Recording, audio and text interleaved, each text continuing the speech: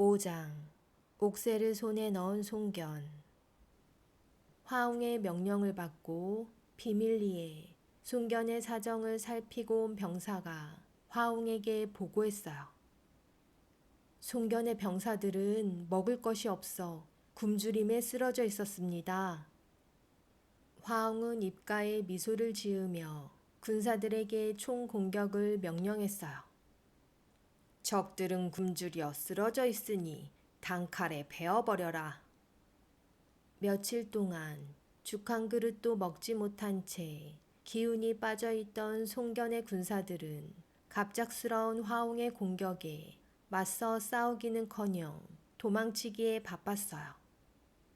송견은 그렇게 수천 명의 군사를 잃고 싸움에서 패하고 말았어요. 화웅은 그 길로 원소의 진영까지 쳐들어갔어요. 원소 대장군, 지금 화웅이 병사를 이끌고 이쪽으로 오고 있습니다. 송견이 패할 거라 생각지 못했던 원소는 갑작스러운 화웅의 공격에 유섭 장수를 내보냈어요. 하지만 유섭은 비명 한 번 지르지 못하고 목이 잘려 돌아왔어요. 이럴 수가. 원소는 이를 갈며 부들부들 몸을 떨었어요. 이번엔 반봉장수가 씩씩한 목소리로 나섰어요. 제가 가보겠습니다. 반봉장수는 커다란 도끼를 나무 막대기처럼 휘두르며 말을 타고 달려나갔어요. 하지만 그것도 잠시 반봉장수는 사라지고 그가 타고 나갔던 말만 돌아왔어요. 반봉 역시 화웅의 적수가 되지 못했어요. 원소는 두 주먹을 불끈 쥔 채 이를 갈며 장수들을 둘러보았어요. 원소가 말했어요. 이번엔 누가 나서 보겠는가? 반봉까지 죽자 모두들 몸을 움츠리고는 눈치만 살폈어요. 제가 나가보겠습니다. 멀리서 장대같이 키가 큰 장수 하나가 소리치니 불그스레한 얼굴, 허리까지 기른 턱수염, 관우였어요.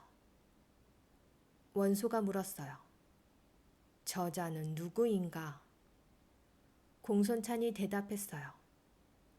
제 아래에 있는 유비장수와 의형제를 맺은 관우라고 합니다. 원소가 물었어요. 무슨 벼슬을 하고 있는가? 공손찬이 대답했어요. 벼슬은 없고 병사입니다. 원소가 발끈했어요. 병사 따위가 여기가 어디라고 건방지게 끼어드는 것이냐? 저놈을 당장 끌어내거라. 원소의 명령에 군사들이 관우의 팔을 붙들어 끌어내려 했어요. 그러자 조조가 말렸어요. 원소 대장군, 저자가 큰 소리 치는 데에는 다 이유가 있을 것입니다. 원소가 퉁명스럽게 말했어요. 아무리 그래도 그렇지 병사를 내보내다니 적들이 알면 비웃을 것이요. 조조가 설득했어요. 원소 대장군, 저자가 병사라고는 하나 적들은 알지 못합니다. 게다가 저자가 싸움에서 진다 해도 우리는 병사 하나만 잃는 것이니 손해볼 것이 없을 것입니다. 그러니 일단 내보내보시지요. 조조의 설득에도 원소가 굳은 표정을 감추지 못하자 관우가 나섰어요. 제가 이기지 못한다면 그땐 저의 목을 베셔도 좋습니다. 관우가 당당히 말하니 원소도 더 이상 말릴 생각은 없었어요. 원소가 말했어요. 자네의 뜻이 그러하다면 이 술 한 잔 마시고 나가 싸워주게. 원소의 말에 조조가 따뜻한 술 한 잔을 관우에게 따라 주었어요. 관우가 말했어요. 술은 화웅의 목을 가지고 와서 마시겠습니다. 관우는 김이 모락모락 나는 술잔을 탁자에 내려놓고는 밖으로 나갔어요. 원소와 다른 장군들은 초조한 마음으로 싸움의 결과를 기다렸어요. 3분쯤 지났을까 멀리서부터 요란한 말발굽 소리가 들리더니 막사 안으로 관우가 들어왔어요.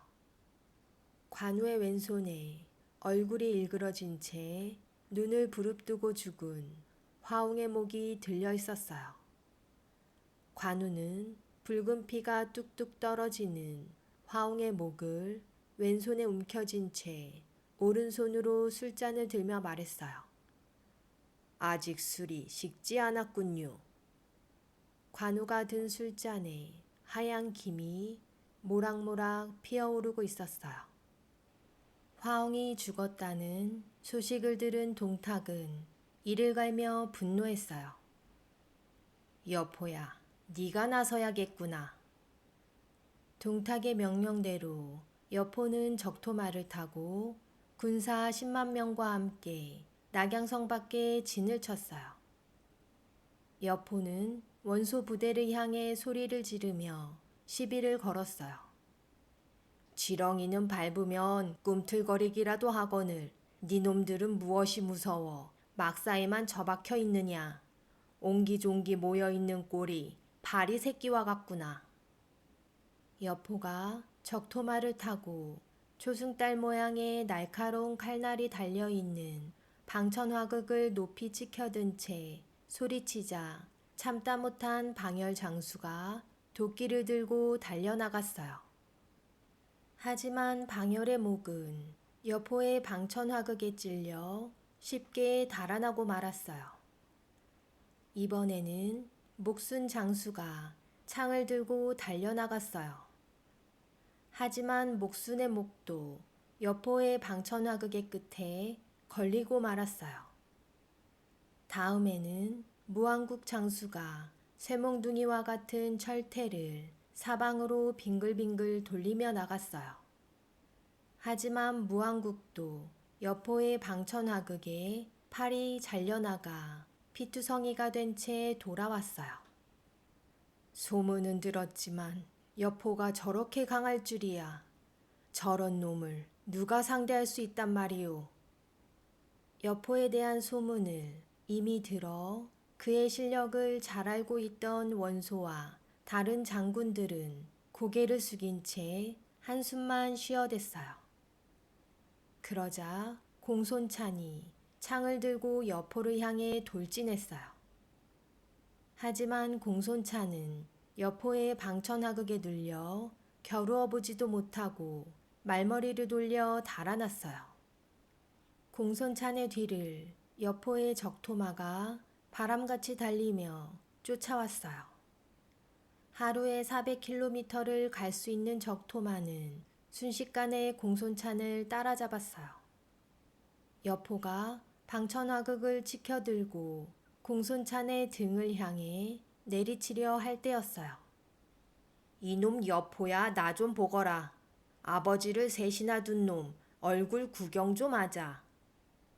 밤송이처럼 뾰족하고 새까만 수염이 사방으로 뻗친 거무죽죽한 얼굴, 장비였어요. 장비의 말에 여포의 얼굴이 불같이 시뻘겋게 달아올랐어요. 아버지를 죽이고 새로운 아버지를 섬긴 부끄러운 자신의 일을 장비가 들먹이자 여포는 성난 황소처럼 씩씩거리기 시작했어요. 건방진 놈, 내 기필코 너의 목을 베어 산산이 조각내줄 것이다. 공손찬을 향하던 여포의 적토마는 방향을 바꿔 장비에게로 향했어요. 장비가 뱀처럼 구불구불한 장팔사모를 사방으로 빙글빙글 돌리며 여포를 향해 달려갔어요. 칭! 여포의 방천화극과 장비의 장팔사모가 정면으로 부딪히며 요란한 소리와 함께 불꽃이 튀어올랐어요. 여포는 자신의 방천화극을 받아치는 장비에게서 자신과 견줄 만한 힘을 느꼈어요. 보통 놈이 아니구나. 그렇게 두 장수의 결투가 시작되었어요. 여포가 찌르면 장비가 받아치고 장비가 휘두르면 여포가 걷어쳤어요. 그 모습이 마치 용과 호랑이가 싸우듯 어느 누구 하나 물러서지 않았어요. 챙! 두 장수가 부딪힐 때마다 양쪽의 장수와 병사들은 넋을 놓고 이들을 바라보았어요. 여포가 장비를 위아래로 훑어보며 빈정거렸어요. 도적처럼 생긴 놈이 제법이구나. 장비가 받아쳤어요. 무식한 놈이 힘만 세구나. 그렇게 둘의 싸움이 1시간 넘게 이어지자 참다 못한 관우가 푸른 용이 새겨진 청룡 언얼도를 치켜들고 뛰쳐나갔어요. 여포 이놈아, 청룡 언얼도가 나가신다. 관우와 장비가 힘을 합쳐 여포를 겨누었지만 여포는 흔들림 없이 관우와 장비의 공격을 모두 막아냈어요. 2대1도 문제없었어요. 그때였어요. 여포 이놈, 내 칼을 받아라.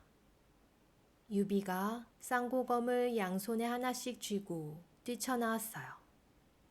이제 싸움은 3대1이 되었어요. 유비, 관우, 장비가 여포의 주위를 둘러싸고 몰아쳤어요. 아무리 천하제일의 장수 여포라고 하지만 세 사람을 당해낼 수는 없는 노릇이었어요. 이놈들 셋이나 한꺼번에 덤비다니. 오늘은 이만 돌아갈 테니 내일 다시 겨루어 보자. 여포는 옆구리에 창을 끼고는 적토마를 달려 바람처럼 도망쳤어요. 삼형제는 달아나는 여포를 뒤쫓았지만 적진 가까이에 이르자 적들의 화살이 빗발치듯 날아와 하는 수 없이 되돌아왔어요. 이렇게 여포와의 결투는 삼형제의 가슴에 깊이 새겨졌어요. 동탁은 싸움에서 승리하지 못한 채 돌아온 여포를 보며 자신이 생각한 것보다 호락호락하지 않은 상황에 한숨을 쉬며 물었어요. 여포야, 네가 이기지 못하는 장수가 있었더냐? 여포가 바드득바드득 이를 갈며 대꾸했어요. 치사하게 세 놈이 한꺼번에 덤벼들잖아요. 동탁이 의자에 풀썩 주저앉아 한숨을 쉬며 말했어요. 생각보다 저놈들이 호락호락하지 않은가 보구나. 이 일을 어찌할까? 이때 동탁의 책략가 이유가 미소를 지으며 대답했어요. 무엇을 그리 걱정하십니까? 저들이 저토록 낙양성을 원한다면 줘버리면 그만입니다. 낙양성을 주라는 이유의 말에 동탁이 어리둥절한 표정으로 되물었어요. 낙양성을 주라니 그것이 도대체 무슨 말이냐? 이유가 대답했어요. 천하를 손에 쥐고 계신 나리께서 오래되고 낡아 빠진 낙양성 따위를 무슨 이유로 지키려고 하십니까?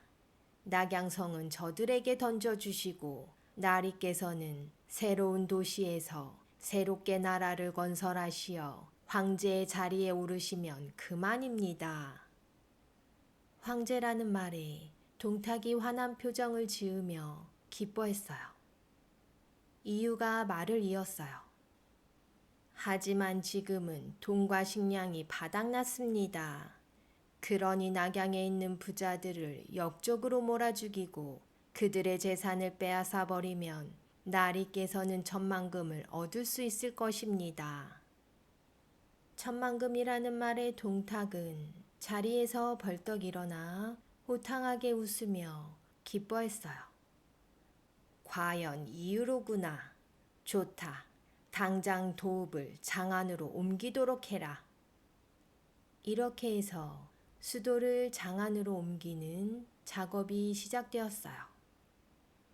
여포는 군사들을 시켜 대문이 큰 집이면 무턱대고 쳐들어가 돈과 식량을 모조리 빼앗았어요. 이때 대드는 사람이 있으면 그 자리에서 칼을 휘둘러 목을 베었어요. 그렇게 죽은 이가 수천은 되었고 길에는 시체들이 넘쳐났어요. 돈과 식량이 없는 백성들은 무조건 잡아 끌어 장 안으로 보내졌어요. 아이와 어른, 남자와 여자 할 것 없이 이불과 옷, 살림살이를 등에 짊어지고 줄을 지어 장 안으로 향했어요. 빨리빨리 가지 못해? 군사들은 뒤처지거나 몸이 다쳐 따라가지 못하는 백성들에게 채찍질을 해댔어요. 이때 매를 맞아 죽는 사람도 많았어요. 고통에 흐느끼는 사람들의 울음소리가 낙양에서 장안까지 끊임없이 메아리 쳤어요. 여포는 황제와 황후의 무덤을 파헤쳐 시신과 함께 묻어둔 보물들까지 훔쳐갔어요.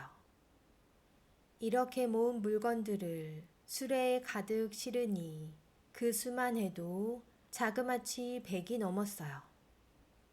동탁은 텅텅 비어있는 낙양성을 떠나며 명령했어요. 우리가 떠난 후 적들이 이곳을 차지할 수 없도록 성 안에 있는 것들은 모조리 불태워버려라. 동탁의 명령에 궁궐이 불길에 휩싸이기 시작했어요. 황금으로 칠해진 왕이 앉던 의자와 탁자는 순식간에 불에 타 검게 그을렸고 화려하게 꾸며진 붉은 기둥을 타고 치솟은 불길은 순식간에 궁궐을 집어삼켰어요. 불은 검은 연기를 내뿜으며 바람을 타고 파도처럼 번지더니 낙양성 안에 있는 수만 개의 집들을 차례차례 집어삼켰어요.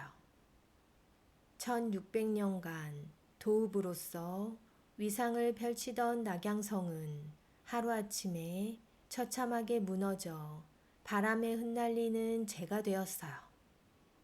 원소와 18개의 부대는 잿더미로 변한 낙양성을 보고는 크게 실망하였어요. 겉으로는 모두들 황제와 나라를 구하는 충성스러운 신하라 하였지만 속마음은 황제의 권력을 탐내는 자들이었어요. 검게 그을린 궁궐을 보고 실망한 이들은 하나 둘 고향으로 돌아갔어요. 한편 송견은 잿더미가 된 낙양성을 보고는 한탄하며 깊은 한숨을 내쉬었어요. 역적들이 나라를 어지럽히고 낙양성을 폐허로 만들었구나. 송견은 군사들을 시켜 궁궐을 정리하였고 동탁이 떠나기 전 파헤친 무덤들을 다시 덮어주고는 제사를 올렸어요. 그러던 어느 날 밤 궁궐 안 우물에서 하늘로 솟구친 빛 한 줄기가 눈에 들어왔어요.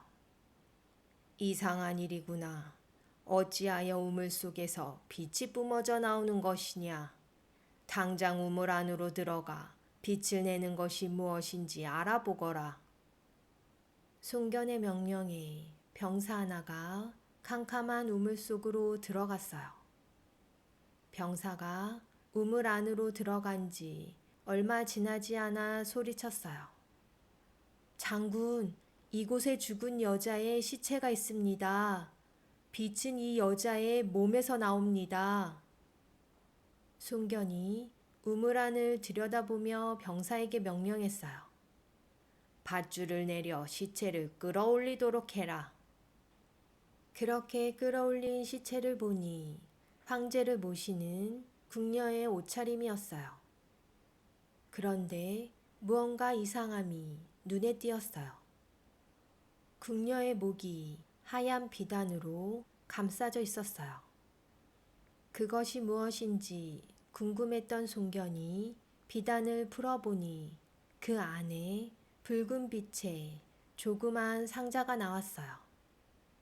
송견이 조심스레 상자 안을 열어보니 손잡이에 5마리의 용이 새겨진 옥으로 된 도장이 있었어요. 송견은 화들짝 놀라 그만 뒷걸음질 치고 말았어요. 아니, 이럴 수가. 신비한 빛을 뿜어내던 그것은 황제의 도장, 옥새였어요. 어떻게 옥새가 내 손에 들어왔느냐? 이것은 분명 훗날 내가 황제가 될 것을 암시하는 하늘의 뜻이니라. 송견은 옥새를 움켜쥐고는 가슴에 품은 채 부하들을 향해 엄격한 목소리로 주의를 주었어요. 오늘 있었던 일은 절대 입 밖으로 뱉어내서는 안 된다. 만약 이 일이 밖으로 새어나간다면 너희들 모두 목을 내놓아야 할 것이다. 하지만 세상에 비밀은 없는 법. 송견이 옥새를 주었다는 소문은 사람들의 입을 타고 전해져 원소의 귀에도 들어갔어요. 원소는 송견을 불러 이 소문에 대해 물었어요.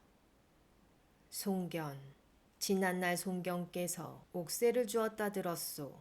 우리 모두 나라를 위하는 마음으로 모였거늘 어찌하여 옥새를 얻었다는 사실을 숨기는 것이요. 옥새는 대장군인 내가 황제께 돌려드릴 것이니 그것을 나에게 주시오. 송견은 뜨끔했지만 아무것도 모르는 척 시치미를 뗐어요. 옥새라니 무슨 말씀이오? 나는 전혀 모르는 일이오. 원소가 얼굴을 붉히며 따지고 들었어요.